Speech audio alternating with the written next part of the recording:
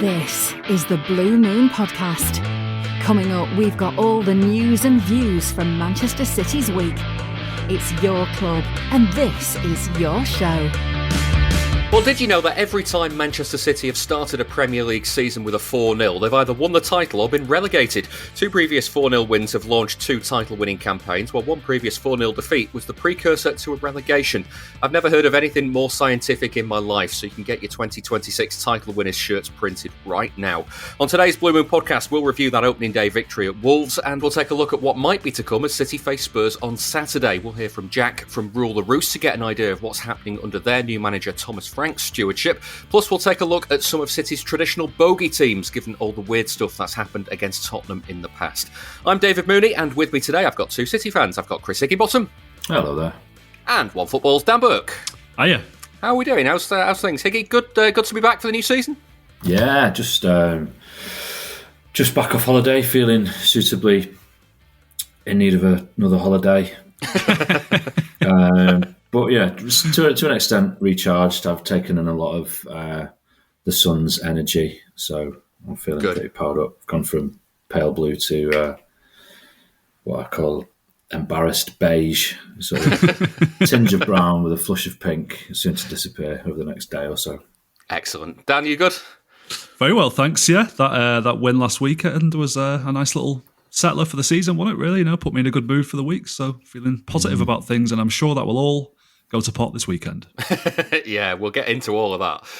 First, I normally we do a little question to start with it, and I was trying to think of something, and like Kieran Murray suggested about your favourite goals going on holiday because of this social media thing that City are doing. Oh, God. But I stumbled across this little piece of trivia, so I thought I'd stick it to you. One to think about, and we'll give the answer at the end of the show. So there's no pressure to get it. We'll kind of have a think about it, see what we get at the end of the show. Erling Haaland has 21 Premier League goals in the month of August across his 12 games in that month.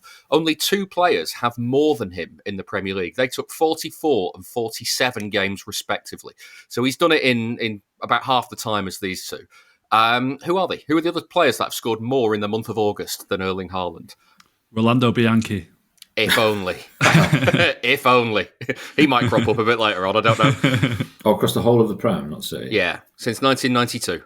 Any ideas, Siggy? Any to chuck out there? I mean, I suppose you just think of top goal scorers, don't you? Like Shearer, Aguero. It is a solid strategy, to be fair. Yeah, not just an annoying face. Harry Kane. Harry Kane is a good shout. Famously never scored in August, did he? Oh, that's true, actually. Yeah, bloody hell. Until he scored against City. Oh, really? Wow. Yeah, he always struggled in the month of August. So, but Haaland always starts the season off particularly well. So you two have a think about that. We'll get some suggestions at the end of the show, and we'll reveal the answer then as well. Let's start then with the game at Wolves and Higgy. We'll talk about debutants a bit later on as well. But I think the place to start in this performance is Tijjani Reijnders. First player to score and assist on his City Premier League debut since Aguero. That's not a bad start, is it? Not a bad start, and not a bad company to be in. He just looks absolutely sublime, doesn't he? He seems to have everything in his locker. Like my favourite bit, apart from the really confident finish and the lovely assist, was just that touch. From the long ball for the third goal. Yeah, where he basically just, when someone doesn't just kill the ball, they make it extinct. It was just absolutely deaders, and then he just glided along with it. I was wondering if the past tense was glid. I was struggling with these things, and then put far too much thought into it under immense pressure. But yeah, glowed. He glowed along. Glithe. No. He just looks absolutely mint, doesn't he? I mean, he's looked pretty good in pre-season as well. A couple of feet-finding moments where he perhaps didn't know what position he was going to be in a couple of games in the Club World Cup.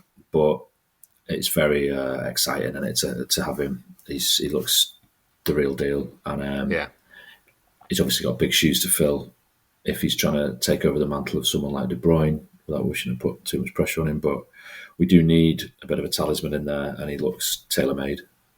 Yeah. Very pleased. Dan, we were talking during the game as it was going on, and like you threw it out there that he was having a little bit of a difficult start to his City career, first 20 minutes or so, and I was like, I see this. He's getting knocked around a little bit, and then after that, it was just kind of like, no, okay, I am now kind of, I understand what the Premier League is. Here we go, let's do it. Yeah, I mean, every player has an adaptation period, don't they? And his was about 15 minutes, so that's not bad, is it, really? Yeah. I mean, like, so I've had such good vibes about this signing, like, having not watched a lot of him at Milan or, his previous clubs, but I'd heard a lot about him sort of online and from people that I work with, like Italians I work with that had watched him really closely. And I thought, a lot of people were saying it's a real sort of hidden gem, this, like a little bit of a, just we've unearthed a bit of a coup, whatever you want to call it. And I like what I saw of him in the Club World Cup. I liked what I saw of him in that friendly against Palermo the other week. And I've just had this sort of feeling that he was going to be one of these players. These kind of like, he seems quite humble, quite down-to-earth guy, like plays football with a smile on his face. Just those kind of players that come along every now and again, sort of like Pablo Zabaleta type player, maybe where he's just like, Pep's going to love him. Bernardo Silva, he kind of like that kind of caliber of player where he's just going to be a really talented player, but just very like humble about it. So yeah, I've been looking forward to him and sort of like saying to people that I could see him be like a contender for like player of the year in his first season, stuff like that. And then when he was giving the ball away, getting knocked off the ball in the first sort of 15, 20 minutes the other day, I started thinking, I don't know, actually, maybe it's going to take a little bit of time for him to get up to speed. But then, yeah, bloody hell, with one like shake of his ankle, he slips away from two players, chips it over for Rico Lewis for that in the build-up to that first goal. Such amazing. Feat, wasn't it? The second goal, like what a finish that is, like, instinctive finish to take that first time and find the bottom corner, brilliant. And then his assist for the third goal as well was brilliant. So yeah, I think we've got a real player on our hands here. In my defence, I missed the first 10 minutes or so, and it was quite sporadic. When you're on a holiday and you're desperate to get back for the match, but you don't want to be like making everyone's can we go, lads? Come on, we need to go. You don't want to be city-centric because you're literally on a break away from everything. And it's like, yeah, it starts at 5:30, yeah. I mean, no, anytime's good. Yeah, if we could go now, that's great. And then it's sort of on the laptop on the table, and I was like, didn't give it my full attention. So I was lucky enough to miss any sort of wobbles he may have had initially. I mean, Dan's talking about such a sort of low-key, unearthed gem. How have we gone so under the radar with this? He was one of the midfielder of the year in Serie A. Where wasn't there any like gazumping attempts, or there's always someone trying to ruin our fun, isn't there? We seem to have just got away scot-free with this. Yeah, it's one of those kind of one of those transfers where you wonder, like what's the catch here? It seems too good to be true, and you like you always get those scam adverts, don't you? Though, say if it looks too good to be true, then it obviously is. So like what's going on here? Why have we been able to pick him up so cheaply? You've just been tapping him up for 2 years. I don't know. Yeah. Maybe that's exactly what they want us to think. Wake up, really sheeple. Don't really know what I mean by that. Higgy, the other side of this as well is one of the things that City were missing a lot last season was runs from deep. They effectively, every time they made runs from deep, they lost the ball and then were counter-attacked. So Guardiola just went, right, none of this nonsense. We're going to stay in shape and not get beaten. And you can see it's only one game and one performance in the league from Reijnders, but you can see what he can add in that regard this season. The amount of just energy back in the midfield there. Yeah, he's got the legs, but he seems to be pretty disciplined as well, which we really do need. Having said that, I mean, against Wolves, we still conceded some really big chances before going ahead. There was I know one was offside, but it was like a needless offside. If he'd have played his cards right, we would have been one down, and it's a completely different kind of complexion in it on the game. Is that just good defending, though, holding the line? Yeah, but I suppose it's both, isn't it? It's good defending. It's standard defending. And for my mind, just watch the line as a forward and you stay on side and you do what you did from your offside position. Do you know what I mean? It should have, I'm not explaining that very well. But yeah, two sides to that coin, isn't it? It's good defending, but it's not exceptional or outlandishly, oh my God, hoodwinked you there, had your pants down there. He's just strayed when he shouldn't have, and we could have easily conceded. But yeah, I'll take your point. I suppose maybe it's just calm down. It was good defending. They were poor for a period before scoring, weren't they, City? There was a bit like when that goal went in, before I'd seen that the flag had gone up, I was like shouting all sorts at the TV screen. It just felt like a proper sort of like flashback to last season's kind of PTSD. Like, here we go again. This is it. So I don't know whether to get, I don't want to get too carried away anyway, because, eternal pessimist and all that, but I suppose it's Wolves' first home game. You can't be in control 100% of the game. You expect the home team to have a bit of a flourish, and the crowd are up for it. You expect to be under pressure at some point in the game, and the fact is we got a clean sheet out of it. And going back to the actual question, the shape looked pretty good for the most part. Pep was particularly pleased with the first half when we conceded those chances, and I suppose it was a bit more open second half, which he won't have liked. But overall, the signs, come on, clean sheet, 4 goals away from home, top of the league, and the league now. Yeah, decent start. And as I say, City always win the league with a 4-0 win at the start of the season. So there we go. Dan, let's go a bit further into the midfield, because certainly last season, there was a lot of concerns about the fact that obviously City's midfield was as porous as it was. They brought in Nico Gonzalez in January, and then he barely played between then and the end of the season. He got a few games when he arrived, and then didn't really feature until the last couple of games of the season. Obviously concerns about whether he would, like, if he didn't play against Wolves, it was like, okay, what the hell's going on here? And then he does play against Wolves, and he was really good. So it's kind of like it kind of like shows that 6 months, like it's almost as if he's been developing behind the scenes, if that makes sense. Yeah, which I think was probably the plan for those players that were brought in January, wasn't it? With perhaps the exception of Marmoush, who was the only one really expected to make an instant impact. I think it was a bit of a bedding in period from the last year, and you'd hope that they will sort of hit the ground running this year. And like, to be honest with you, with Nico Gonzalez, I love him. I've been impressed with him since day one. Basically, I think he's really, really good. I was a bit surprised that he fell out of the team last year. I don't know if it was maybe just the kind of, there was that period when Pep sort of leaned back on the old guard a little bit, just to kind of like get through games and grind out some results, and then he did come back in at the end of the season, scored a really good goal. Was it Bournemouth at home? Scored that goal, but the way he sort of can sort of drive forward with the ball and sort of move through the lines, I think he's really, really impressive. I'd love to see him in the same midfield as Rodri at some point. I think it gives us a bit of extra solidity. That was talked about when he was brought in, that he wasn't necessarily a replacement for Rodri or a stand-in for Rodri. He was someone who would play with Rodri. So I think that could work really well in future. And I just think he's really good. I think the sort of talk around him potentially leaving the club in the summer was absolutely baffling.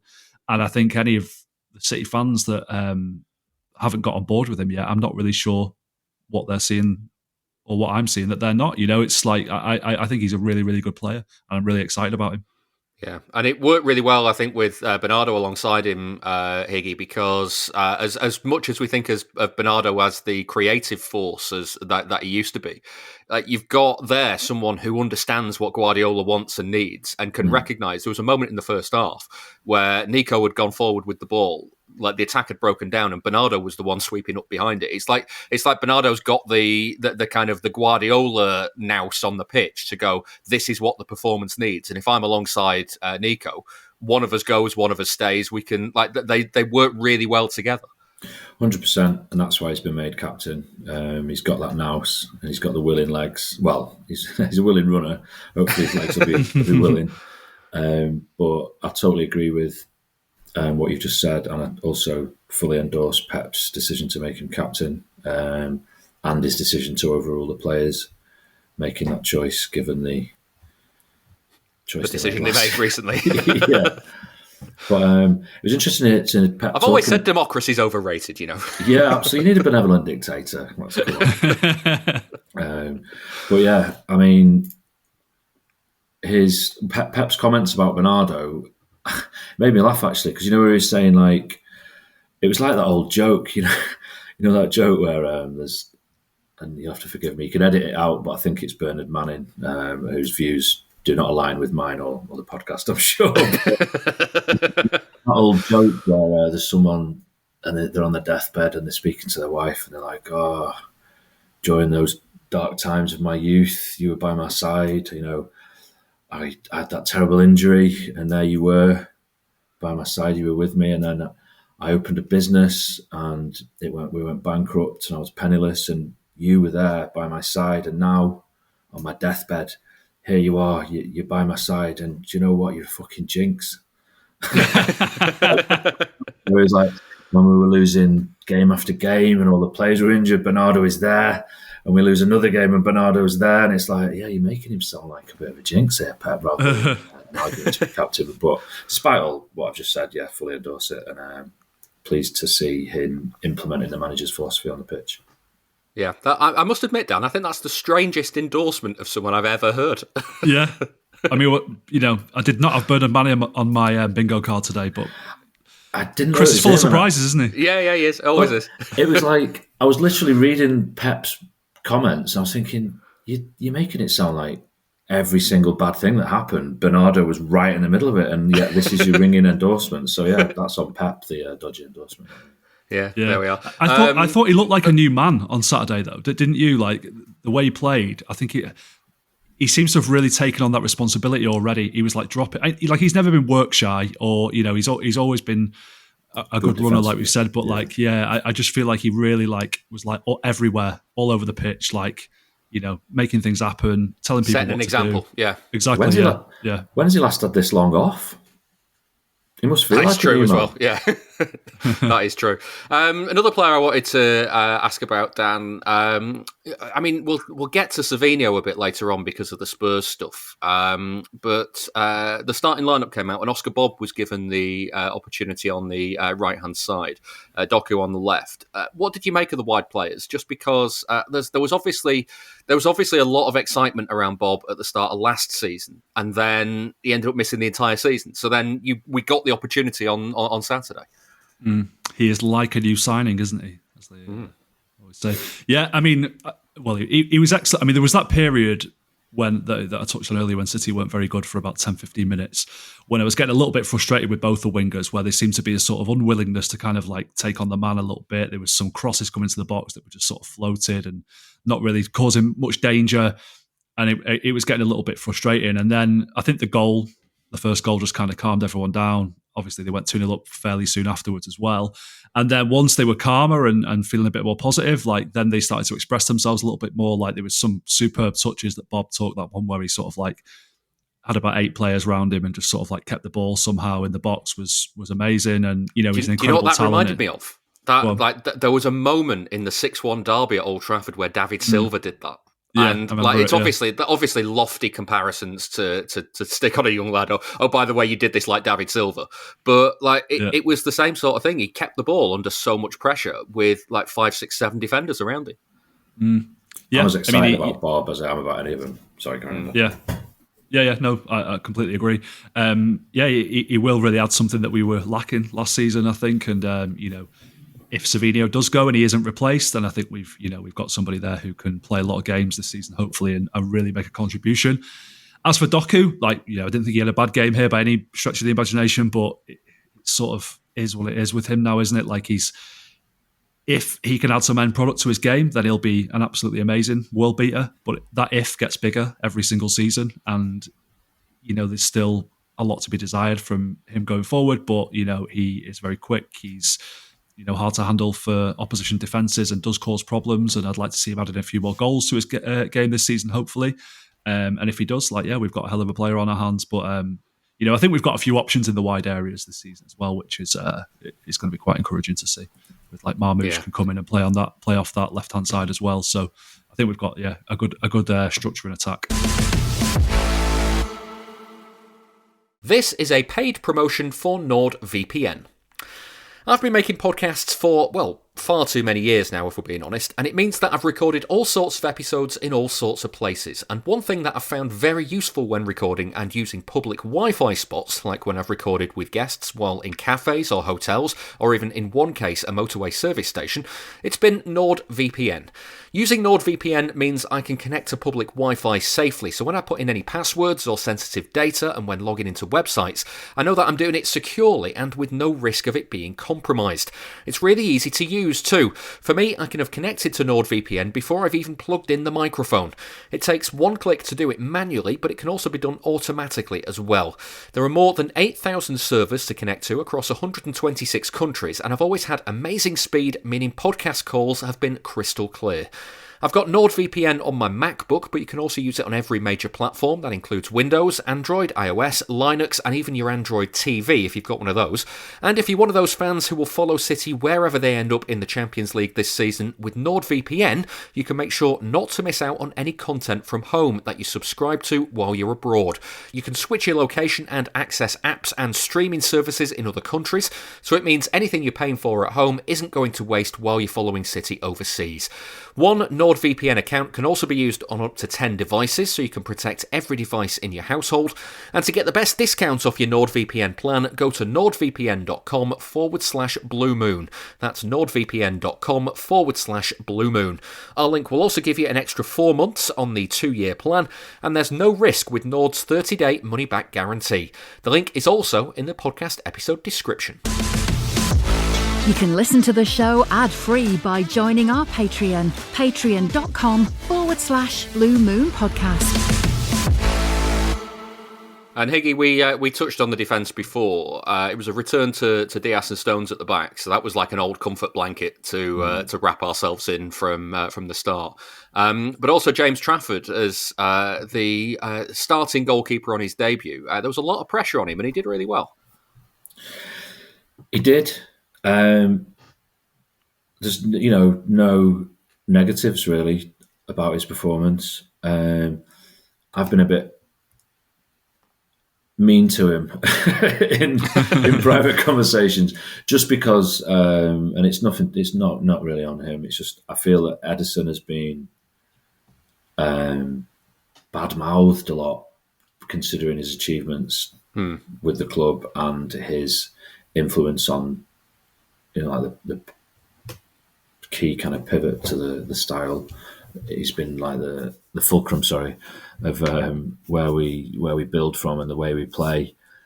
And Edison, a lot of people are just like, he's rubbish. He doesn't make any saves. Get rid of him. And it's like, are we talking about the same player here? Like, he's been absolutely amazing. He's won a lot, and he's basically better on the ball than a lot of midfielders. And I was kind of a bit resentful of Trafford coming in, just because, like, I think I was being a little protective of Edison, which is a bit pathetic because obviously I have no. I'm a football fan. I'm allowed. He's a grown man that you don't know. Yeah, exactly. Yes, leave him alone. That's it. And then for me to call him things like a telescopic Scarecrow or a mutant Bumpkin, or I think I settled on the Barnyard Goliath, which is quite flattering. So I've kind of settled on that one. But yeah, he's been great. He's been great. Looks really confident. I think my main misgiving with Trafford is just that he just doesn't look aggressive enough sometimes, but he plays with enough aggression for that not to be a problem. Just looks really like mild-mannered and quite young and meek in face, and I don't know. I was going to say the hardest save he had to make. I mean, Wolves were offside again, but he didn't know it at the time. When he came steaming out and made that block just after the offside goal. And I'm kind of like, yeah, he's up for this. Yeah. It always looks great, doesn't it, when you steam out and win the ball? You do that 10 times and then steam out and clear someone out and get sent off. It's a penalty and then we start losing, then things might change. But yeah, I mean, it's hard to give a good summary on one game, but like I say, no negatives at all. I thought he was really commanding, and his distribution was pretty good. No Cruyff turns on the line, but hey ho. He did have that one moment on the line where he did have a little bit of but he dealt with that well. Ish. Dan, the entire back four then as well, in front of him, like I say, Stones and Diaz back. It's five years since that partnership started. It feels like only yesterday, and here we are. It'd be good to get a fit John Stones this season, wouldn't it? Because of we saw the difference in what City can do when he's in the team. But then also you've got like the selections there as well. Rico Lewis at fullback and Ait Nouri, who. It's kind of like his debutu's gone a little bit under the radar, but he did really well as well. Yeah, he did. I mean, that's another signing that I was really happy about in the summer. I've really appreciated him whenever I've seen him play, and I thought he would really add something. And we'd obviously signed a left back for the first time in years, so that was nice. And yeah, I thought he was really good. Maybe not that difficult, maybe not that easy to make your debut for your new club against your old club. It's probably a bit of a strange feeling and a little bit of pressure on you, perhaps. But yeah, I thought he dealt with it well. It was interesting that I thought he played quite differently in this game to the way he played in that friendly against Palermo. Against Palermo, he was coming inside a lot. At this time, he played sort of a lot more out wide, like hugging the touchline a little bit more. And he's got decent recovery pace. And there's been a lot of talk this summer about, he's kind of good going forward, but he's not that good defensively. I didn't see that get exposed in this game, but obviously it's going to be a long season. We'll see how it goes. But yeah, really pleased with that signing. And Lewis, I was really pleased for him that he put this performance in, because I think he gets a lot of criticism from the fan base. Some of it just, some of it unjust. I think if you went back to kind of this time last year, he was still so highly rated among City fans and perhaps outside. He was getting the England call up and stuff, and then was a bit of a victim of circumstance. Probably played a bit more than he should have done for a player of his age last season. Got exposed a little bit, and when he is put in sort of tricky defensive positions, he can be exposed. His physical attributes have been sort of talked about by his own manager. That it's not where you would ideally like someone to be. His height and strength, but on the ball, I think he's a top player, and I think his awareness to make that pass to Haaland and to get that run into the box was outstanding for that first goal. It's not an easy pass, that either, is it? No. The way he delivered it across the box made it an easy finish for Haaland. Exactly. But to get it across like that was really difficult. Yeah. So there's talk that he's going to sign a new contract very soon, isn't there? And I'm really glad about that, because I love the kid. Are either of you a bit worried about Pep's comments about Lewis? Because I just got an inference that I would have had you away, mate. It's like, well, if he was bigger, then I'd say what a player. It's like, you can still say that, but he didn't. I don't know. It is a bit of a strange thing to say about somebody, isn't it? I think, because I think, Lewis he's not really a right back, is he? He's a midfielder kind of playing in that position.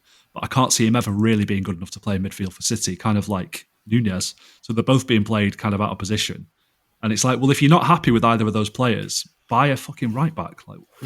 Why are we doing this then? It's not that hard, is it, surely? So either sort of play them out of position and back them to do it, or replace them. I don't get it, really.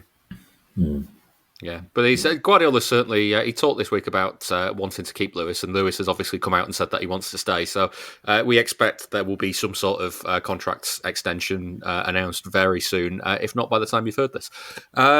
Let's look ahead to the game with Spurs on Saturday. We'll begin by getting the thoughts on the new season and the new look Spurs from Jack from Rule the Roost podcast.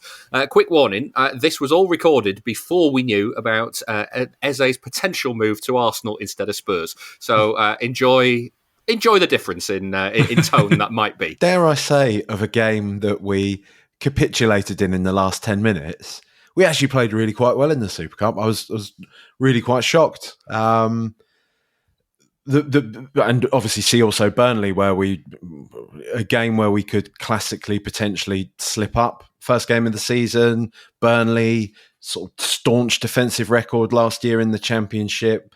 Coming to White Hart Lane, obviously Richarlison's up top. We don't really know if he's any good or not still. We've won that one 3-0. We look organised. We're pressing effectively. I'm pleasantly very surprised. I really am. Has there been a big shift with Frank? Or is it kind of tightening up what Ange was trying to do? Do you know what I mean? I think there's been a big shift just in so much as he's already demonstrated a massive amount of tactical flexibility. We've started the PSG game, 3 at the back with the 2 wingers, and then we've switched to a more sort of classic 4 at the back when we've played against Burnley. I would say that in both games, we've actually started the game on the front foot. Burnley, we actually fell victim to this when Frank was in charge of Brentford. Brentford's kind of like, this is probably not the best term for it, but their sort of blitzkrieg attack from kickoff, when they just go straight at you, take you by surprise. We actually gave that a go against Burnley on the kickoff. So we are playing on the front foot. We are going for it. You'll see, we saw it. The classic kind of game of two halves, if you like, in a pre-season friendly against, which should not be a thing. I just want to add, no, it's a Man City pod. You lot don't care, but still, a pre-season game against Arsenal is just no. Anyway, in the pre-season game against Arsenal, game of two halves. We were very front-footed. First half, nicked a goal, and then second half, it was the only way you can put it, murder ball. We sat back, 15 men behind the ball, didn't let Arsenal have a sniff, and it doesn't really speak to the sort of the proud values and history of Tottenham Hotspur, but if we can get some games, big games over the line, because that's usually where Spurs fall apart, right? Like we will often be a team that can go 1-0 up at Anfield or go 1-0 up at the Emirates and look like we're doing quite well and then end up getting done. But under Frank, no, I mean, I think Frank, it's a totally different approach. Ange was guts and glory, all out football. Aside for in the Europa League final, where he actually did sort of completely go back on that.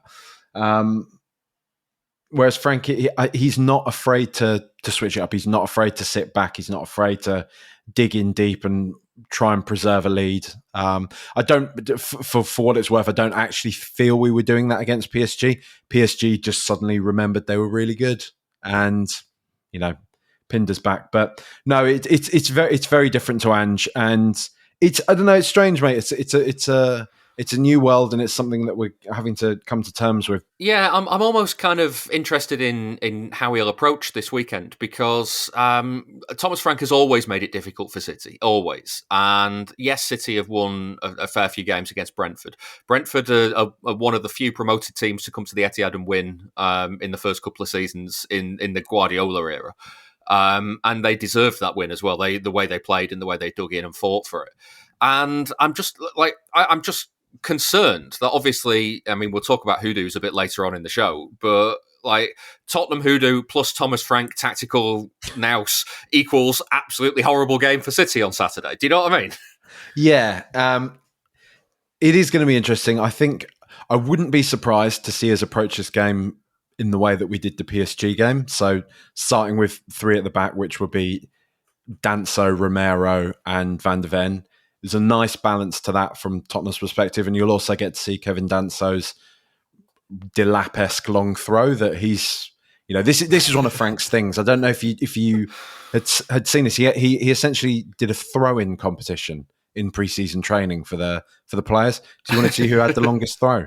And it was Kevin Danso. And surprisingly enough, Lucas Bergvall was right up there as well. He doesn't look big enough to have a long throw. Do you know what I mean? Exactly. It's come as a surprise to us all. But no, I think we'll probably. I wouldn't be surprised to see us start with the three centre backs away at City. But I would dare say we will still be going for it. Whether or not by that point we have Eza in, I don't know if we'll be talking about that at any point. But it might see a sort of rotation to how we go about attacking in the final third versus how it was against PSG. But I think we'll approach it much the same, as in a solid defensive base, but still taking it to you, still trying to sort of find those pockets of space that we can exploit. Kudus has been something of a revelation. I had no idea he was. We signed a good winger from West Ham, in my opinion. That's how much I knew. The lad looks absolutely phenomenal so far, and he's struck up a really nice partnership with a seemingly rejuvenated Richarlison, who looks every bit the R9 as one of his Brazilian predecessors once was, mate. Against PSG, he was holding up everything. He was. I mean, that's just a trite observation for me. He doesn't play anything like the old Ronaldo does. He's more like a. I said it on my pod the other day, and I didn't actually get much pushback.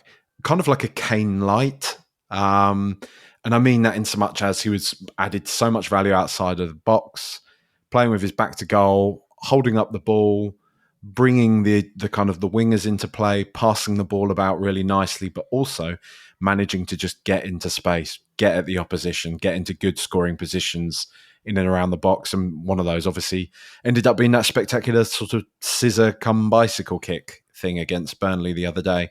But I wouldn't be surprised to see us to see us go at you, though, mate. Yeah.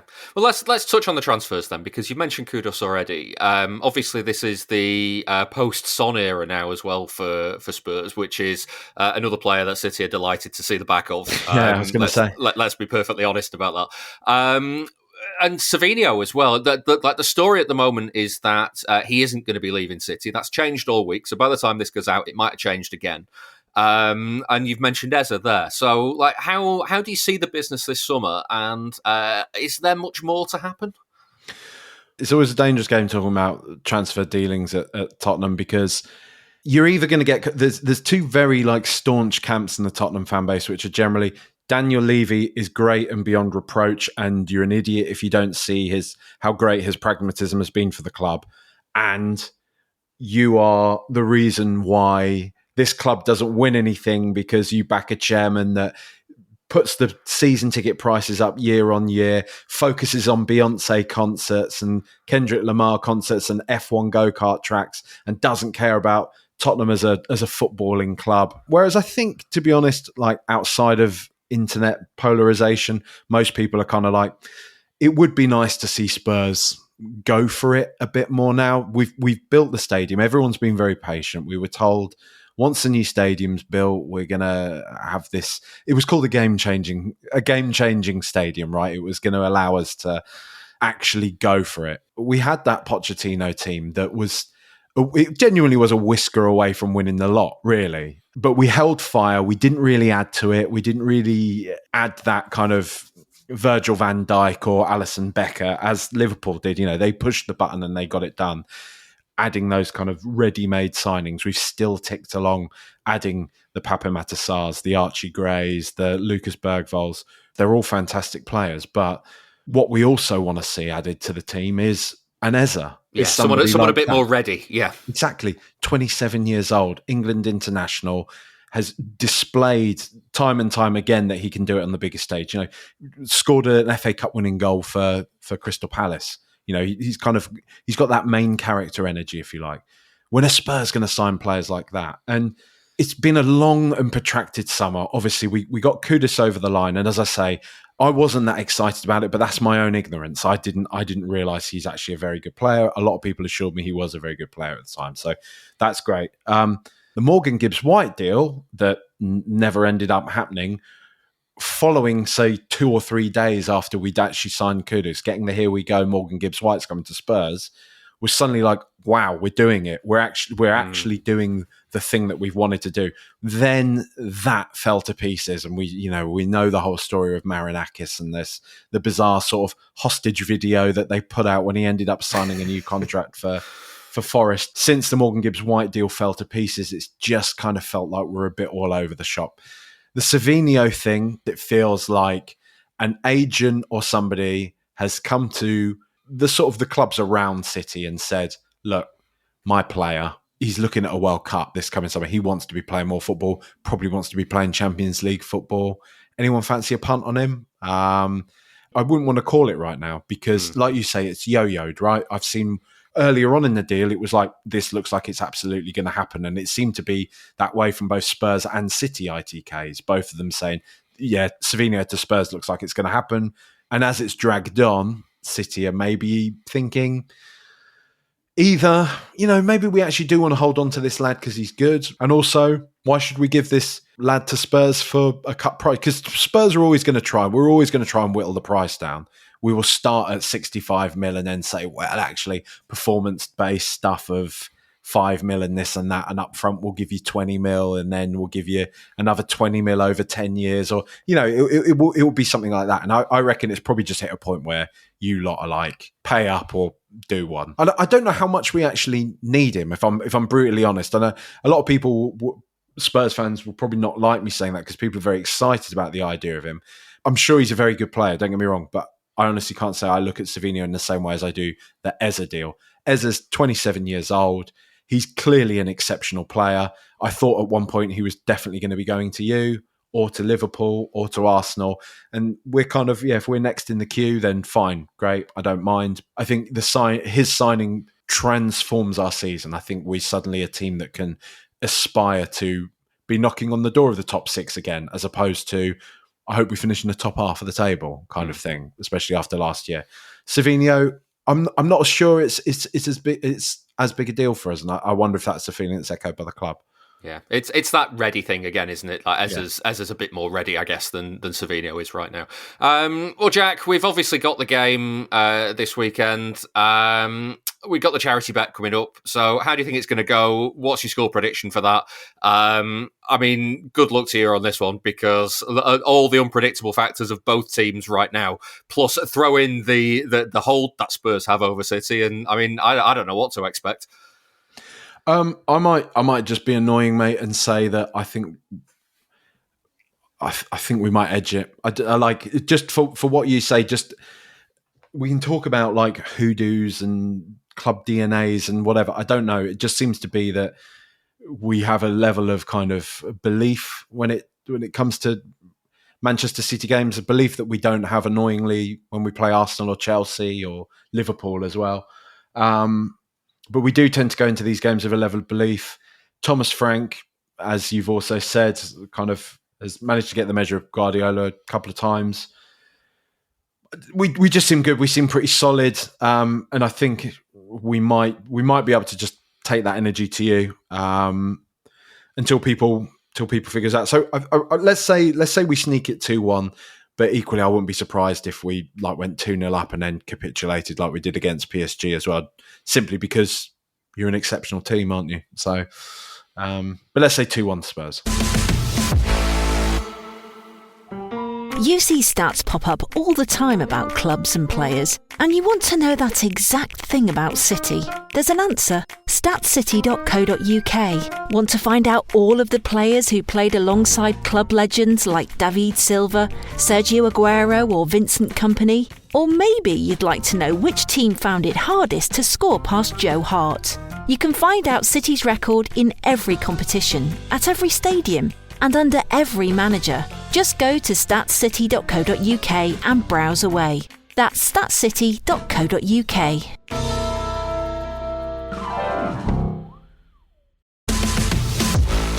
The Blue Moon Podcast. If City won't let you down on the pitch, let us let you down off it instead. That was Jack from Rule the Roost. Higgy, now that you've seen City this season, how do you feel about this game? Because obviously you've got Spurs hoodoo plus Thomas Frank coaching them equals an awful prospect for City, surely.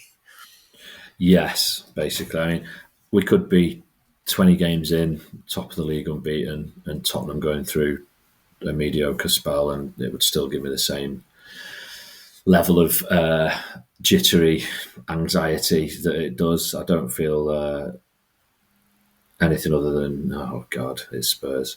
But it'll be interesting, because you can't really work out at this stage of the season how good we're going to be or how good Spurs are going to be. It's like, you're putting two dogs against each other that know the other dog, but each dog has been given, I don't know, new claws.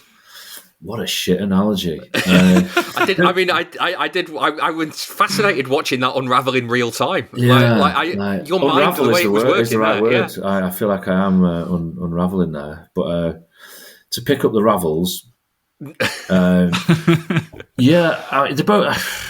impossible to call, really. We should win. We're at home. First home game of the season. You'd expect the crowd to be bang up for it. The players surely will be. Spurs are Spurs. I don't know. I would hate to call it, but I had to because you asked me to. So yeah, you're going to have to come to that a bit later on. Yeah. Dan, what feeling. Do you want to see from City that will stop the single most obvious result ever? Well, more of the same from last week, I would imagine. Just the way they played, the way they approached the game. After that first period when it wasn't too great, you'd hope to see a similar kind of level of performance. You'd hope to see them feeling a bit confident about themselves. Like the question you asked to Chris, how do I feel about the season now that I've seen City? Like, I went into the season not feeling particularly optimistic about our chances of winning the title, compared to the rivals for that. Obviously, you now feel a bit better after a good win like that, but it was only Wolves. They are relegation candidate potentially this season. They are quite a poor side, I think. We're going to get tested a lot more against Spurs. Spurs look pretty good in their opening game of the season, but it was only Burnley, who again, have been tipped by many for relegation and probably will go down. So, and for Thomas Frank, this will be the first sort of big test of him, and I think he'll probably be feeling a bit of pressure on this game, and it's our first game at home. So, we want to continue this strong start to the season in front of our own fans. This swingometer's going left to right, really violently, isn't it? Yeah. I could imagine there's going to be some changes to the team. I don't think he'll pick the same 11. So you could see Foden coming in if he's back fit, which I think he is. You could maybe see Cherky start in this game. Maybe Marmoush comes in as well. He's going to rotate a little bit. And I think bringing those three players into the team is going to improve us, you'd imagine. So, I think we've got reason to feel confident about this. But, Spurs are a good side. You saw the way City were playing with a really high line last week. That's something that Spurs can exploit. Richarlison's in good form, scored a couple of good goals for them last weekend. So, I fancy it to be a fantastic game, actually. I'm really looking forward to it and hope that it ends positively for us. You've mentioned a few players who could come in, Dan. Is Edison one of them? If he's no longer ill and he's not injured and hasn't left? For me, no, because I don't think a player whose head is potentially elsewhere, who's thinking about a move away, should be playing. I would, keep him on the bench and give Trafford a run until the end of the transfer window, which is not that long away now, 10 days or something. A couple of weeks, yeah. Yeah, so I would wait and see how that materialises. If Edison is still here when the transfer window closes, then obviously it's a different matter. Perhaps he then comes in and has a run of games himself, and then it's between him and Trafford competing for that number 1 jersey. But yeah, for now I think Trafford deserves to play again after the way he played against Wolves, and I would like to see him given that chance. Yeah. Higgy, there's other options there as well, because there's been rumours all week, and again, talking about swingometers going violently from one thing to the other. Savinho, as far as we were aware, was likely to be a Spurs player very soon. That fell through entirely earlier in the week, and then it looked like, as we're talking with Jack there, it looked like Eze was going to be a Spurs player. Now it looks like he's going to be an Arsenal player. So the question then is whether Spurs come back and try and nab Savinho, and whether his price has just gone up. Where do you see? It feels very chaotic at the moment. Where do you see all of this with Savinho right now? I find it pretty baffling, and I'm totally unable to make sense of how much we would be willing to accept for Savinho. How good do we really think he is? Because, if offers in the region of was it 50 odd million, 50, 60 They're million? talking about 80 now. 80 million? We've turned down 80? Yeah. No, but that's the next bid apparently, was the last I heard.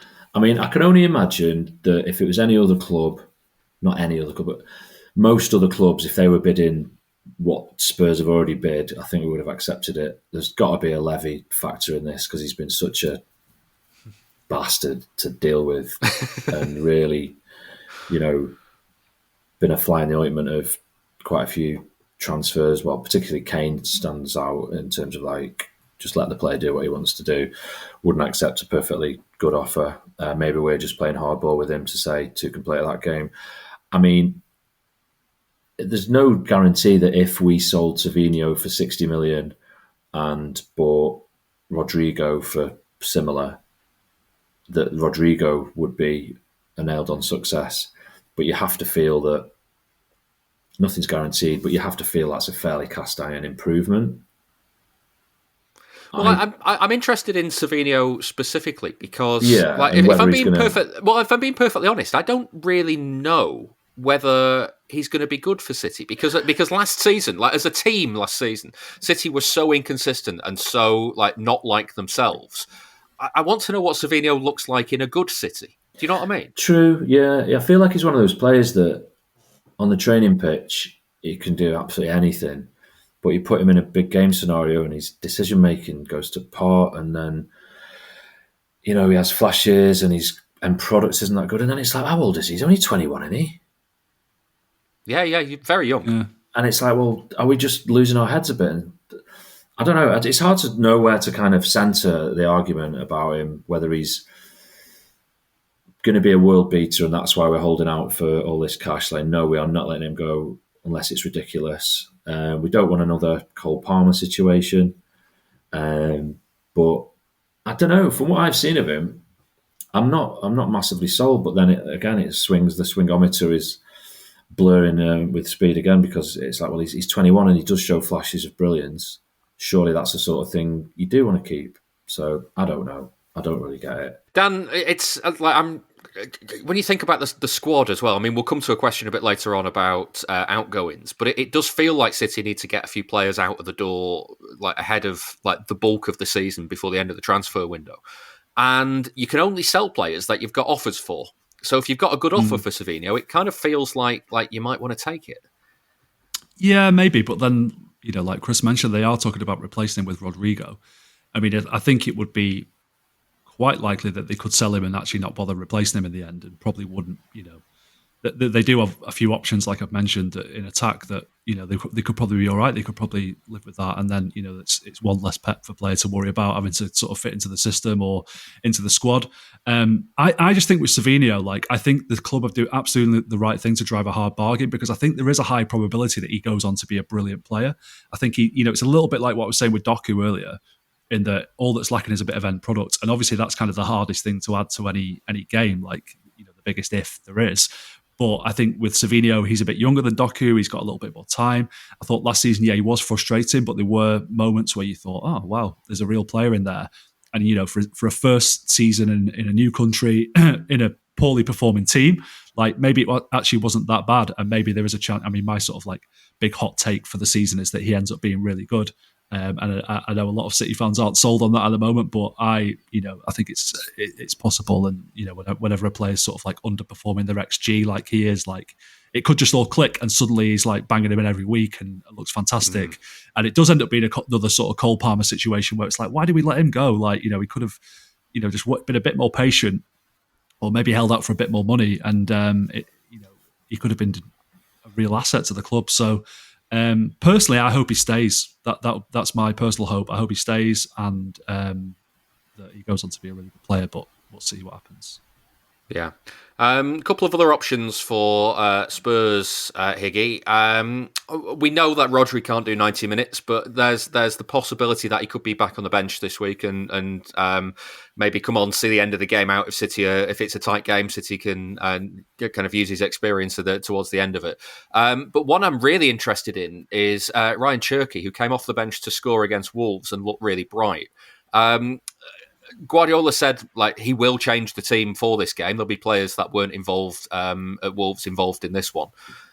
Cherky, I know, was involved for 10 minutes or so, but he could be in there from the start, and he's one I feel like fans are desperate to see a lot more of. Well, no, I am absolutely giddy about him. He just looks so exciting. I can't wait to see more of him. To see him in the flesh starting on Saturday would be a dream, to be honest. But you just never know with Pep, do you? But I mean, he did say that players who weren't starting against Wolves would be starting against Spurs. So I expect he probably will start. See how he does. Okay, Gundogan, come on down. Yeah, well, there's that as well. And it's quite, sometimes these sorts of players are more impactful from the bench, especially as they're bedding into the side. But I don't know. I'd love to see him. He just looks mad skills, bro. Yeah, I feel really bad for Gundogan as well, because obviously he's such a good player that has done so much for City, but obviously he's become this whipping boy of what last season was. In a good City team, maybe he's a lot better than he was last season, just like Savinho. Yeah. We'll come to the game predictions shortly, but this weekend is Manchester Pride, and Saturday's game kicks off while the parade is taking place through the city centre. On Thursday this week, City raised the LGBTQ plus flag at the Etihad to show their support, and I went along to find out more. I'm Lee Broadstock. I'm the chair of City Matters and I'm also the LGBTQ fan rep. I think it's huge. I mean, I love City. I'm proud to be LGBTQ plus and open. I think it means so much to have those two things come together. But for me, what I love about City and what I continue to love about City is it still has that community family feel to it. And this is that sign of acceptance that the family feel that you are part of it. You are part of the club. They welcome the LGBT community and it feels like a real part of Manchester. Danny Wilson, Managing Director, Manchester Manchester City operations. We as a club are very inclusive. We pride ourselves on that.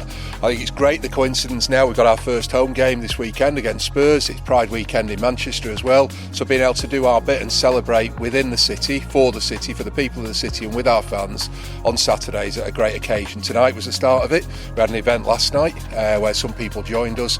But it's a really important part of what we do. We're part of the community and we want to play our role. It makes you feel that moment of celebration, of coming together, that energy that re-energises you. For me, Pride does re-energise you, but also you get that sense of new focus, new energy, new drive for the new season as well, and the two things come together at the perfect time. And the fixtures again have played against us in terms of the game being on when there's the parade going on, but there's going to be members of the community here watching the game, but also members of the community and city staff at the parade, so two things going hand in hand. So it's great that we can still get to the parade whilst there is still an important match day on. Seeing the flag that we just raised outside the stadium as well will hopefully give people comfort that we're aware of these things. We know the world's moved on significantly, there's been a lot of positive progress, but equally there's still an awful lot more that needs to be done, and we want to play our role in that. We know we can influence voices, we know we can kind of move these things forward amongst our own fan base that will resonate outside of it. So it's a really important weekend and a really important day for us. For those of us who are in the position, I think it's a privileged position where we're welcomed by family, we're welcomed by friends, work colleagues, the club, and you feel open to be yourself. It's an amazing place to be. You really do feel yourself and can be your true self to everyone. Not everyone's at that stage, so to see some of that visibility will help those people along that journey. It might be the reason that they decide to come out, but it might play one part in them getting used to understanding where they are in their journey and coming out later on. Or, you know what, it could also be a family member who's struggling with their identity and sexuality, that someone can see that there and go, you know what, my club supports, my club's inclusive, and that might be their into helping a family member or friend. So it's so important to show inclusion, but also to do work around it as well. It's not just the flag being there as a token gesture.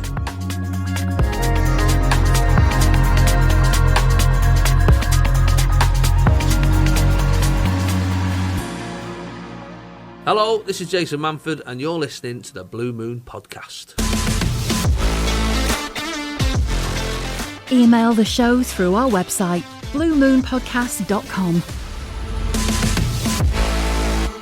So we didn't win on our first attempt on the charity bet for the season, so we do go again this time around. William Hill is giving us 3 £10 correct score singles for City's games, and the winnings are going to the Man City Fans Food Bank support group. They've got their first collection of the season this week, so I caught up with Nick from the group beforehand. Entering our 6th season collecting, we will be collecting outside weekend men's and women's home games.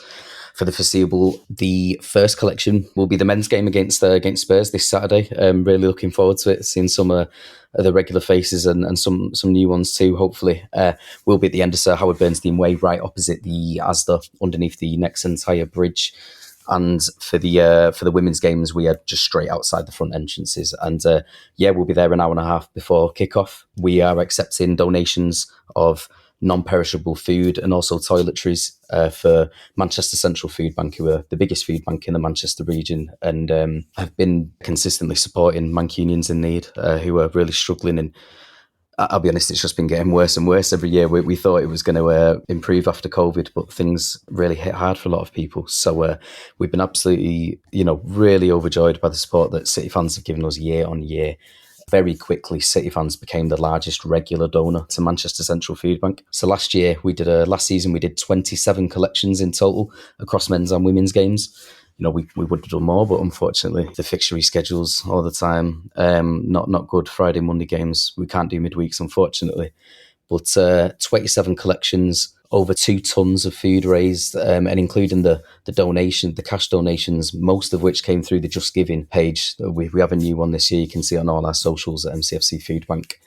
Equated to over 5,000 meals, emergency food parcels for people, like I say, people struggling in Manchester. So City fans are making a difference, have been making a difference for over 5 years now, and will continue to do so. Last year, one of the things that was a real positive was we got a lot more volunteers joining from the fan base, helping us out at men's collections, women's collections, a couple even we could always do with more volunteer drivers to help. It's difficult because most of the people that we know are going to the games, but if anyone has any volunteer drivers, you can spare a little bit of time. after the collections. That's always really useful. Yeah, we're going to keep doing what we're doing because the problem's not going away. If you enjoy the show, please give it a rating and a review wherever you get your podcasts. That was Nick from the Man City Fans Food Bank Support Group. Go and see them on Saturday with a donation if you can. Time now to get some predictions for the game. We heard Jack from Rule the Roost has gone for a 2-1 Spurs win. That's 16-1 and 160 quid if he's right. Dan, what are you having for this? I'm going to go for a 2-1 City win. 2-1 City win is 13-2 and £65 if you're right. Higgy, you wanted 2-1, so bad luck. You got in there a little bit too late. What do you go for instead? 3-1, ever the optimist. 3-1. Yeah, that's how I always describe you as the optimist of the podcast, yeah. 9-1 if you're right, 90 quid. Remember, you've got to be 18 or over to gamble. Prices can change. And for information on responsible gambling, take a look at begambleaware.org. Now, Saturday's game is a little bit tricky to predict, as we've already said. Not only are City still bedding in their new signings and in the process of correcting errors from last season, Spurs are also doing something similar while also adapting to life under a new manager. Thomas Frank has often made things hard for City while he was at Brentford as well, but now he's got the advantage of being in charge of one of City's bogey teams. It got us thinking about the teams that bring City fans out in a cold sweat.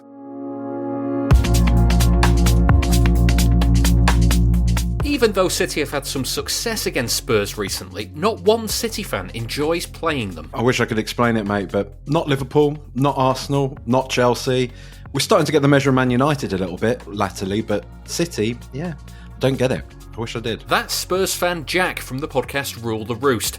He says they always have some confidence because of recent history. The realistic side of you always has in the back of your mind, this is still Manchester City. They're still one of the best teams in world football, so you can't ever get too cocky. But equally, I dare say, us having that kind of backing of knowing that we've gotten good results against you in the past few years helps quite a bit, really. And Spurs aren't the only team that seem to have a bit of a hold over City. Nobody wants to draw Wigan in any of the cups anytime soon. Here's Barry Worthington from the Progress with Unity podcast. I think the thing with Latics and City, it's the hand of Gota, and we seem to have the upper hand. So you just never know anyway with a cup game. Even though I'm thinking, we're playing City, who are an absolutely fabulous side, and we're not going to win, you've always got that little hope in you that you are going to pull something out of the bag, and obviously we did. Barry was talking about a win at the Etihad there in 2014. Now, since winning the FA Cup against City in 2013, Wigan have knocked City out of the competition twice more. There's that one in 2014, and then at the DW in 2018. Thankfully, there haven't been too many meetings between the teams in recent years, but it does mean that City haven't had many opportunities to end their poor run of form in the way that they have done against other opponents, like Everton. Here's Matt Jones from the Blue Room podcast. I always remember going to the Etihad, and every year you were getting incrementally better at that point because the money had just started to come in. And Everton just always managed to find a way of just getting over the line there. Obviously, Tim Cahill was the one who typically scored at the Etihad at that end and celebrated all the time in that corner. For a while, it just felt like every time we go there, no, this is surely the year where we're going to come unstuck because City are a real force now. But Everton managed to do well. And I suppose looking back at some of those games, looking back at some of those Everton sides, when you get in a team's head and you can go somewhere and, opposition fans get a bit nervous, then you can kind of take advantage sometimes, can't you? And boy, did Everton take advantage. For a few years before the 2008 takeover and a few years after, Everton would always seem to steal the points, often thanks to one player in particular, Tim Cahill. I think everyone has those players, don't they, that always rock up at your stadium. You think they're going to do the business, and he sort of relished those occasions. I think especially where City were obviously a big side and they were in Europe. It was a big game for us, and it kind of grew as a big game for us because of the fact that we won there for so many years in a row. And I think for someone like him who was really up for the fight and would probably, against any team that kind of were a bit scared of him, a bit wary of him, he'd really sense blood. For a while, it was a similar story with Stoke, but only when City were the away team. There's so many really, really good games, and there's a game where we equalise in the last minute where Tunchai plays a back heel flick through to Etherington to equalise, and there's a game where we should win, but there's a disallowed goal, and for some reason, Man City against Stoke, they were really either exciting or dramatic games, really. I've got a lot of fond memories. Bloody Peter Crouch, that oh that God, goal. yeah, I forgot about that. The Crouch goal, fucking hell. The best goal I've seen live. And I swear to God, I had the best view of that goal anyone had ever had because I was sat in the right spot in that stadium to see it from the back of the shot almost. That's David Cowlishaw from the Wizards of Drivel podcast, reminiscing about some better times for Stoke. The Britannia was certainly not a happy hunting ground for City at that time, and for a spell, it was the same for the Stadium of Light.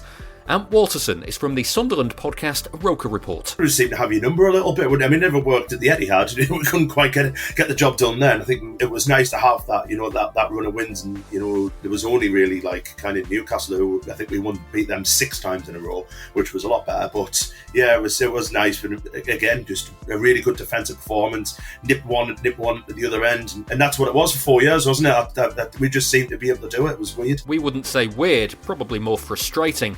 Year after year after year, Sunderland would win 1-0. Ant says they couldn't believe the run kept going on. To be honest, they all kind of had the same premise of the game where City pretty much dominated. I remember the first one when Bent scored a penalty, I believe, and Tevez missed an open goal, didn't he, when it got pulled back and he put it over the bar.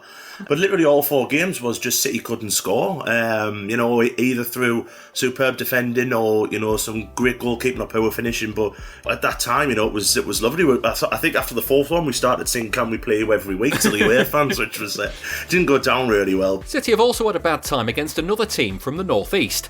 Here's 5 Live presenter and Middlesbrough fan, Steve Crossman. I don't think it's ever been confidence because we've had so many brilliant results against City, but none of them have felt that likely before the game.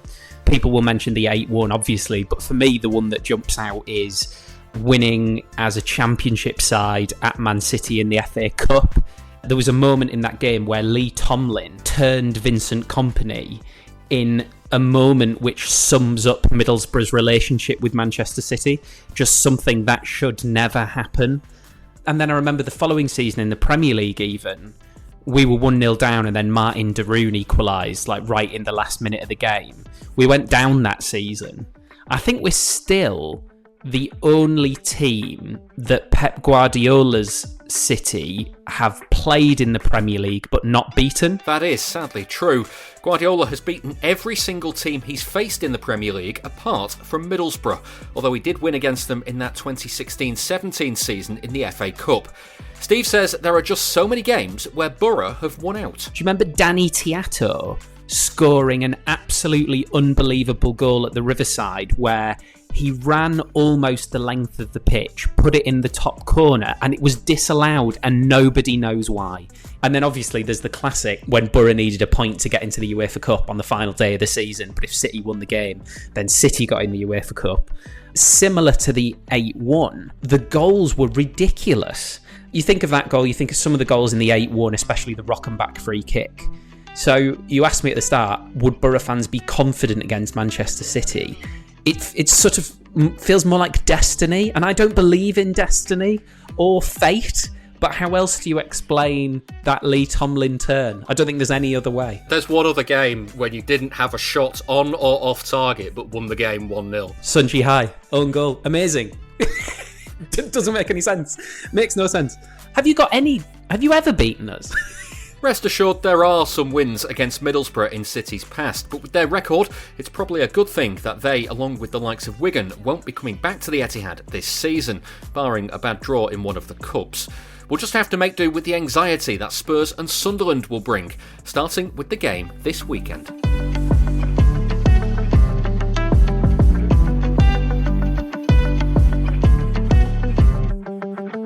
Hi guys, it's David Seaman, ex-City player. I've played a few times for Arsenal as well, and England, but you're listening to the Blue Moon Podcast.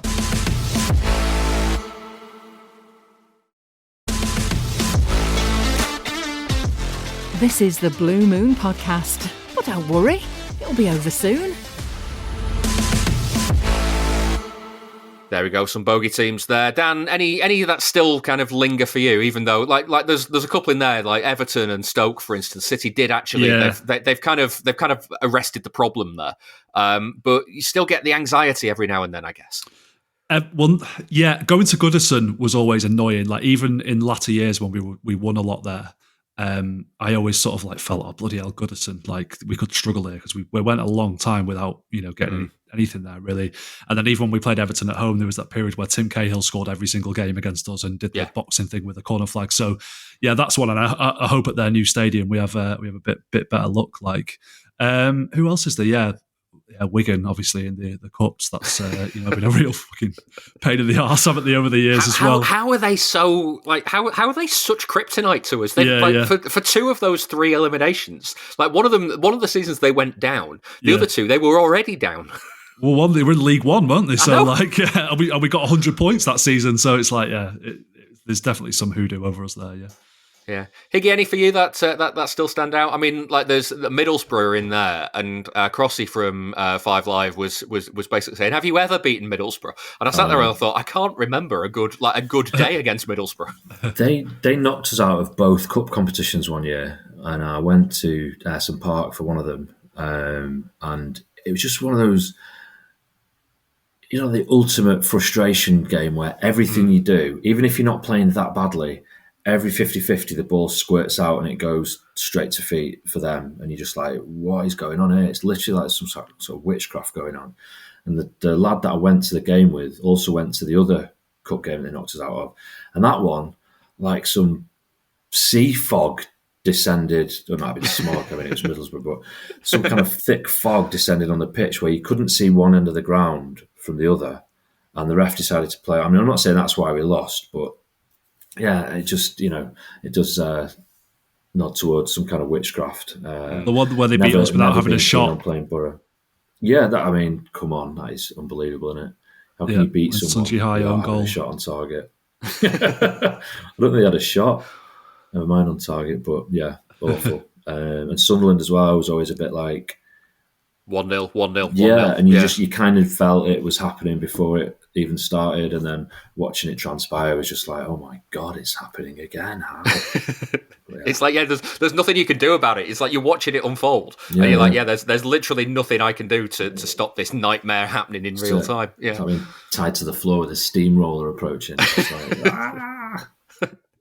yeah. Would you tie someone to the floor? Sorry. No, it would be a train track with the train coming, wouldn't it? But I assume that's what you meant. Yeah. Although, why would the steamroller be on a train track? Because it would just be crushing the tracks, wouldn't it? Yeah, and then the roller wouldn't work, would it? If it was adapted to have train wheels to fit the gauge. Yeah, of the tracks. Anyway, another solid analogy. Yeah, yeah, there we are. Get in touch on Blue Sky. You can find us there, bluemoonpodcast.com. You can email as well, contact@bluemoonpodcast.com. Adam's been in touch. He actually WhatsApped me, but we'll say he emailed in. He says, Reijnders is up there with the best debuts that I've ever seen at City. So what's your 11 of players who were great on their debut? So you've had your homework. You've built your teams of best City debutants. Dan, I'll start with you. Who makes your 11? So the goalkeeper I thought was quite tricky, and then I just thought, well, it's probably James Trafford, isn't it? Like, this team, by the way, is all players that have made the debut for City in my lifetime. So, with apologies to the over 40s, we might have a little bit of a difference with me and Higgy there in that respect, because Chris is obviously a lot older than me. That was a backhanded compliment, wasn't it? So yeah, I went for big Jim Trafford in goal. I did think about Joe Hart. The club did this compilation of like best debuts this week, and they had Joe Hart against was it Stoke? Sheffield United. United, sorry. And it's like, all right, he kept a clean sheet, but it wasn't some amazing debut. If his debut had been that one against Spurs, the first game of the season, then you'd say, yeah, fair enough. But I think it was. How old was he though? He's probably 19. If that, yeah, possibly. Yeah. I mean, I was also going to chuck in, because Adam did suggest to me that second debuts should be allowed to count. So if they do count, then Hart would be right up there. What's the second debut? Second debut. Well, the second game. When you come back to the club for a second spell, and then have your second debut. Not having that. So you've been away, you've played for another team, then you come back. Absolute woke nonsense. That is, yeah, the mind virus has got you. All right, so moving on, I've got Daniel Van Boyten. Oh. Can't remember who he played against. Was it? I want to say Birmingham. Not a great sign. Not a great sign that you can't remember who it was. He had a great game. I mean, he only played about 3 games or something. But I remember on his debut at the City of Manchester Stadium, as it was then, people just being in awe of him. We got him on loan from Bayern Munich, I think, didn't we? And minute for minute, Daniel Van Buyten, for the amount that he played for City, I think he's the most talked about player on this podcast. Yeah. Probably, yeah. I think he's one of them that people were just talking about him for years afterwards. Get Van Buyten back. He's never coming back, lads. He's way too good for us. He's 43. Get him back. And then I've got Big Kwimi Mang, Eloquim Mangala. Got to have him in there, haven't you? Kwimi Mang. Yeah. And then to round off my back three, I've got Stuart Pearce. Yeah. Free kick on his debut against Watford. And then moving into midfield, so I've gone for a 3-4-3. In midfield, I've got Reijnders. I've got Ilano against West Ham. Didn't get on the score sheet, but that was a great assist for that first goal for Bianchi. Giovanni, who did get on the score sheet that day, I've got him on there. And Steve McManaman. He was great against Aston Villa and then completely shite for the next 2 years. Yeah. But what a debut. Then Aguero up front. Hat-trick against Swansea, of course. Haaland got 2 goals against West Ham. And it's got to be Benjani, hasn't it? Has to be. Yeah. Has to be, yeah. His goal at Old Trafford. Yeah. And I've got a manager. A solid 11. Oh, you got a manager as well? Yeah. So my manager would be Sven. Because, I don't know if that's the best ever performance on a manager's first game in charge, that one at West Ham, but it kind of felt like a real moment, didn't it? That everyone's really fond of. And can I chuck in Pellegrini against Newcastle? You can. I don't think it was quite as impactful, to be honest. You can, but you're wrong. Yeah, I mean, obviously he went on to win the league, unlike Sven, but just that first game for Sven, I just thought it just felt like a sort of a moment in time, a changing of the guard or whatever you want to call it. And then a few other players that I thought of that didn't quite make the cut. So I've got Andy Morrison, scored against Colchester on his debut, I believe. Bianchi, I was going to put him in, but he did score in that West Ham game, but he didn't quite make the cut ahead of the other forwards. Adebayor as well, scored at Blackburn on his debut. And then Nasri played really well in that game, that 5-1 game at Spurs. And I thought, why not Cherky as well for scoring on his debut at the weekend. So a solid, very attacking bench you've got there, Dan. So you can always make some attacking changes if need be. Well, Andy Morrison will sort it out, don't worry. Yeah, it'd be fine. Higgy, run us through your 11 and let's see how similar they are. I mean, given that Dan's just named every player that's ever debuted for City, I think that's a good place to end the podcast right there. That was really good listen, actually. And I agree with pretty much everything, although I did have heart in between the sticks, because for a really young goalkeeper to come in and keep a clean sheet, I think is really positive. I also had Daniel Van Buyten in defence, and I mean Mangala, the ultimate impressive debut. The all-timer of a debut, isn't it? Yeah. Given what followed. Vincent Kompany, I've got in there. He had a really good debut. Started off in midfield, went to centre back, which was a bit of a microcosm prophecy of what was to come. And at left back, I've got Stuart Pearce, who scored on his debut. Midfield, again, McManaman, 4-1 against Spurs, was absolutely fantastic in that game. And then just stood around pointing, tucking his hair behind his ears for the rest of his City career. I had to include Reijnders. How do you pronounce it?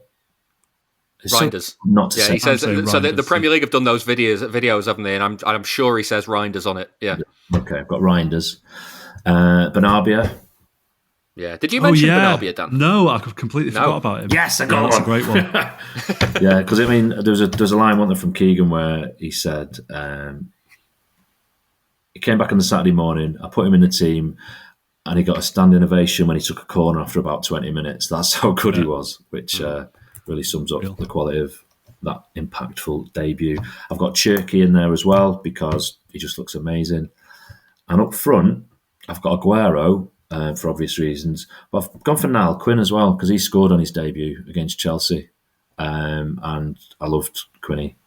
And obviously, when I was thoroughly researching, as I always do, Did you fall down a rabbit hole of watching Niall Quinn goals?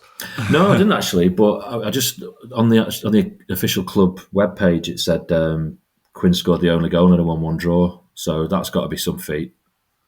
So just for that, I see what you mean. Yeah, yeah. Christian Ngui nearly made it just for shits and giggles. Yeah.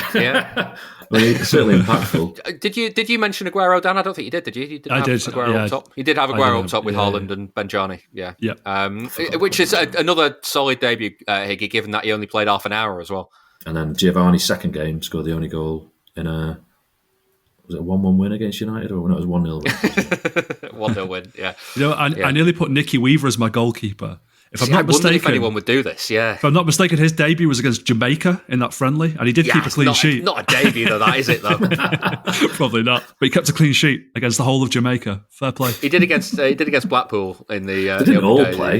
The next that's true. Yeah. It felt like it, Chris.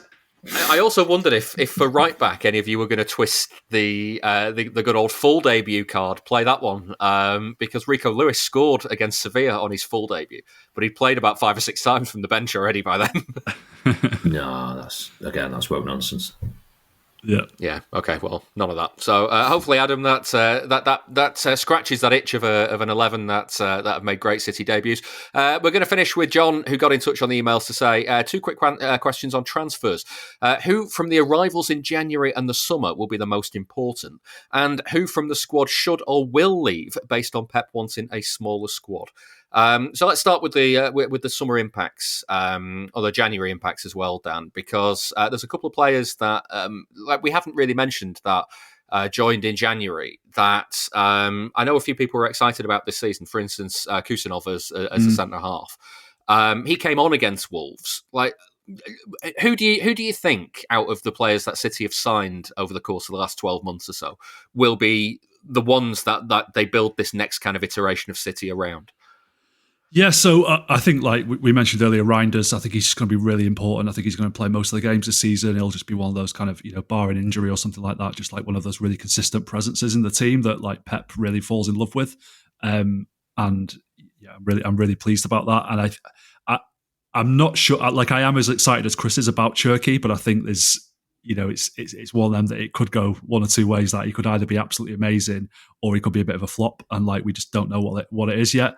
But that was an encouraging debut. He took his goal really well. So if he looks anything like he did in France and kind of fulfills the potential that he has, then he could be a really important player straight away, especially with that kind of like injection of creativity needed with De Bruyne leaving in the summer.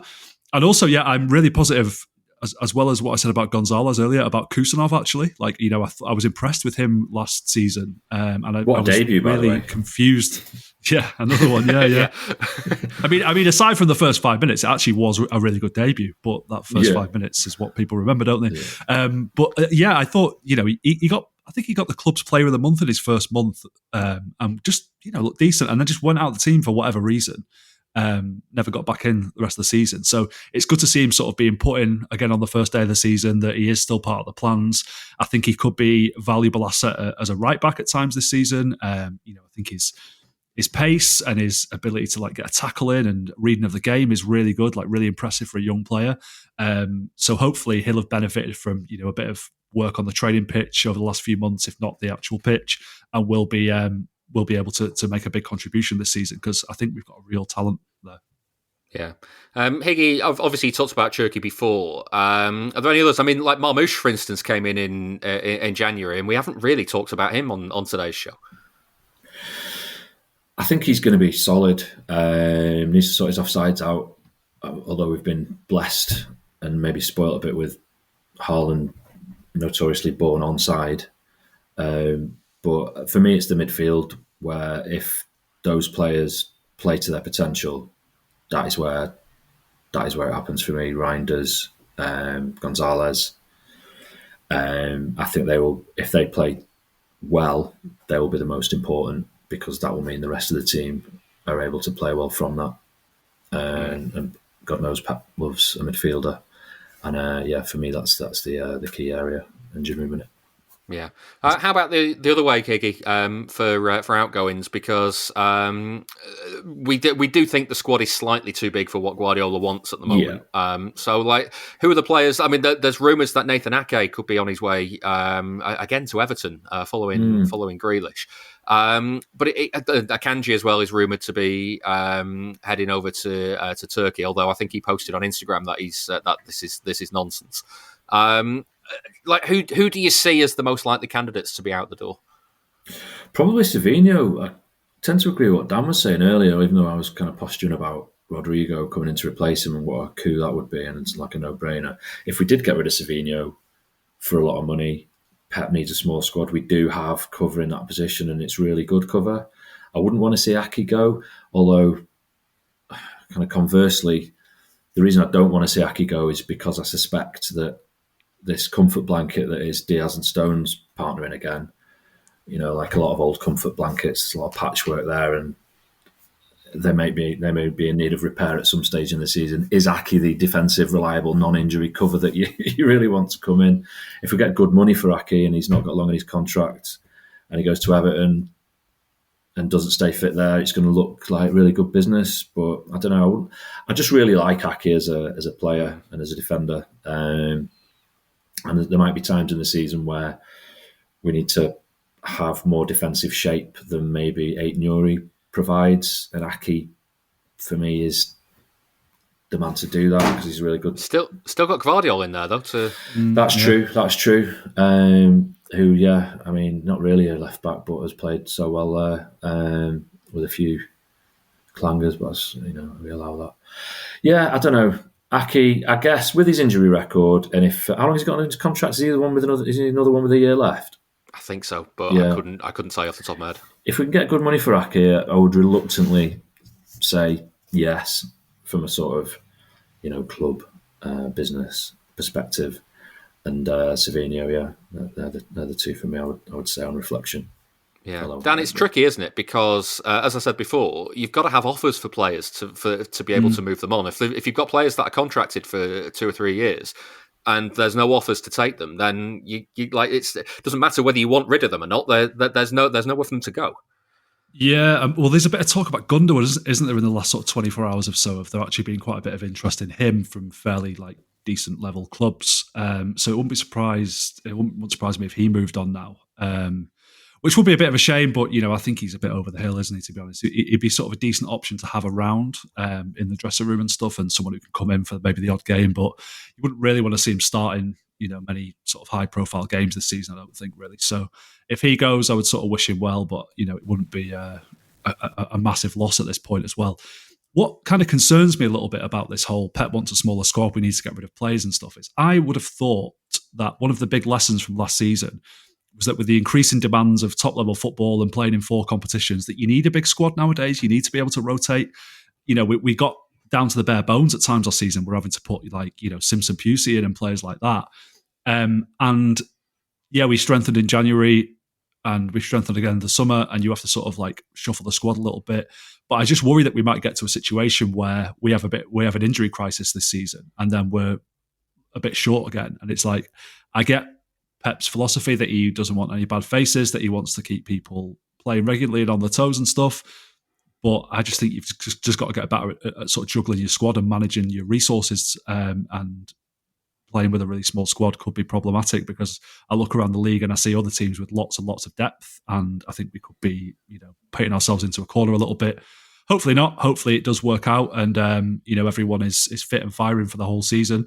I think we're due a bit of luck with injuries after last season. But yeah, I just don't want them to sort of cut the nose off to spite the face at this point, really. Yeah. I've said it before, actually. I don't know. I'd be interested to see the stats on injury levels and teams that end up winning the league. It feels very much sometimes like from the top few teams, your Arsenals, your Liverpools, your Cities, if you keep all your best players fit, you win the league. And inevitably, the ones who don't do so well have gone, we didn't do it because this guy was out for so long. We didn't do it because this guy was out for so long. And that you kind of making that more difficult with a small squad. So yeah, I don't know. It's Pep in it. It's what he wants. So you got to go with it because he seems to have a fairly good track record from what I'm led to believe. So. Is it City that are the exception that proves the rule there as well? Because the years where they've had major injury crises, they lost Laporte for the whole of that 19-20 season, and we're a long way off. They lost, obviously, last season, everybody for so long.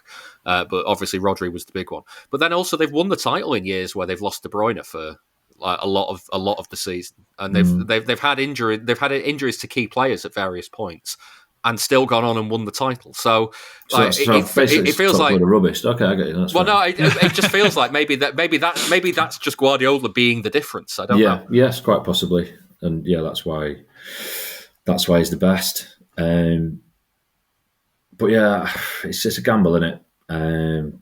Gamble responsibly, Pep. Yeah, indeed. Let's finish then with the answer to the trivia question that we posed at the start. Erling Haaland's got 21 Premier League goals in the month of August across his 12 games in that month. Only 2 players have more than him, taking 44 and 47 games respectively. Who are they? Any ideas? Any ideas popped into your heads during the recording, Dan? Andy Cole. Higgy? Thierry Henry. Okay, so we have one correct answer from you. Sadly, not Thierry Henry, Higgy. Andy Cole, 25 in 44 games. 2 of them were for City. There you go. The other player was Les Ferdinand, 22 goals in 47 games in the month of August. Haaland, 21 in 12. So he's doing all right. Why do I feel like I've just lost a quiz? Because you've technically just lost the quiz, but it was just a bit of fun. There was no kind of music for this one, so it doesn't really matter. This wasn't a proper quiz. Oh, I'm still feeling quite downbeat about that, but fair enough. Well done, man. Well, I'm sorry about that. Less than you have lost quizzes to me, Chris. Yeah, that is the end of this week's Blue Moon podcast. Thank you very much for listening, and thanks also to my guests for this one, Dan Burke. My pleasure, thank you. And Chris Higginbottom. Thanks for having us. Cheers. We have a clip of this week's Nostalgia episode coming up as me and Dom Farrell sat down with Watford fan David Walker from the Football Clichés podcast to chat about 4 games between the teams. Normally it's City Heaven, City Hell, but because of the results against Watford in all of our lifetimes on that episode, it's City Heaven, Watford Hell. Still honestly baffled that David said yes to doing that, but credit to him. Thank you very much for doing it. If you want to listen to the full thing, it's just £2 per month and you can sign up by going to members.bluemoonpodcast.com. I'll be back next week after the game with Spurs. I'll see you then.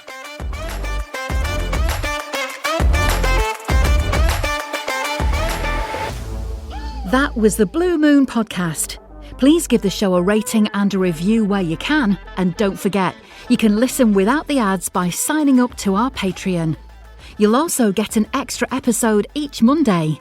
Here's a clip of this week's. To be 5-0 down after 18 minutes is just absurd.